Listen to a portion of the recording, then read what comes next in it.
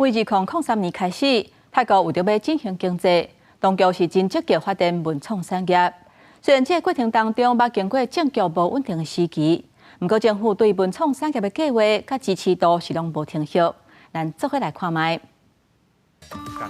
看人那真的会戏剧场景专业制作，戏剧摄影棚改变传统制片的手法。影视产业是泰国文创发展重点。2003年，泰国为振兴经济，选定文创当作有形经济的火车头。泰国政府把创意经济列作国家发展的优先項目。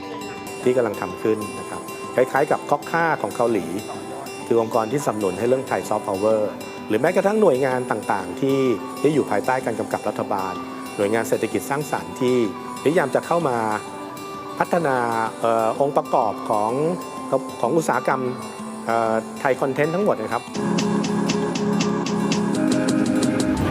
正有路时行新款，泰国文创最近这几年在国际正受注意，也让曼谷变作亚洲流行的都市。泰国政府去年10月成立国家软实力战略委员会，编列51.64亿泰币，要大力推展包含制片、观光、影视、流行设计，拢总11项重要的软实力。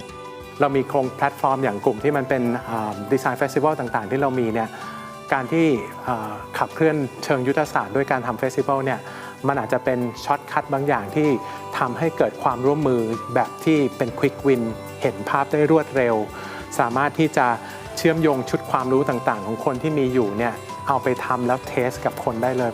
泰国以文化特色做基礎，表現家己的風格甲價值。經過這一年的發展，泰國展現超強的軟實力，也正受注意，嘛創造出屬有家己的東方美學。記者綜合報道。